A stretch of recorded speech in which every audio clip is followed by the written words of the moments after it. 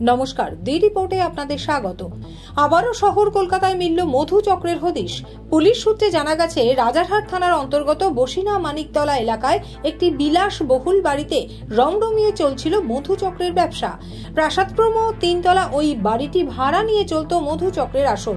জানা গেছে, বাড়িটির নিচের তলার ঘরে বিশেষ আলোর ব্যবস্থা রয়েছে, দ্বিতীয় তলে ছিল থাকবার জায়গা, আর তৃতীয় তলের ঘর থেকে বিশেষ অ্যাপের মাধ্যমে বিভিন্ন মানুষকে অশালীন অবস্থায় ভিডিও কল করে তার স্ক্রিনশট তুলে পাঠিয়ে ব্ল্যাকমেইল করা হতো এবং টাকা আদায় করা হতো।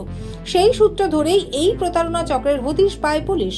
আর তারপরেই বিধাননগর পুলিশ কমিশনারেটের উচ্চ পদস্থ আধিকারিকের নেতৃত্বে বিশাল পুলিশ বাহিনী এদিন হানা দেয় ওই বাড়িতে। প্রথমেই বাড়িটিকে ঘিরে ফেলে পুলিশ। এরপর বাড়িতে ঢুকে তল্লাশি চালিয়ে ওই বাড়ি থেকে উদ্ধার হয়েছে প্রচুর hard disk, SIM card, ATM card, একাধিক মোবাইল ফোন, ক্যামেরা সহ ইলেকট্রনিক্স ডিভাইস। ঘটনায় হতবাক স্থানীয় বাসিন্দারা। আর এই মধু চক্রের সাথে যুক্ত থাকার অভিযোগে মহিলা সহ কয়েকজনকে গ্রেপ্তার করেছে রাজারহাট থানার পুলিশ। ধৃতদের জিজ্ঞাসাবাদ করে এই চক্রের জাল কত দূর বিস্তৃত, তাদের সাথে আরও কারা জড়িত রয়েছে, যাবতীয় তথ্য জানতে তদন্তে নেমেছে রাজারহাট থানার পুলিশ। দি রিপোর্ট, কলকাতা ব্যুরো। আরো বিভিন্ন খবরের আপডেট জানতে হলে অবশ্যই সাবস্ক্রাইব করুন দি রিপোর্ট চ্যানেলটি, কারণ আপনাদের একটা সাবস্ক্রিপশন আমাদের কাছে অত্যন্ত মূল্যবান। জয় হিন্দ।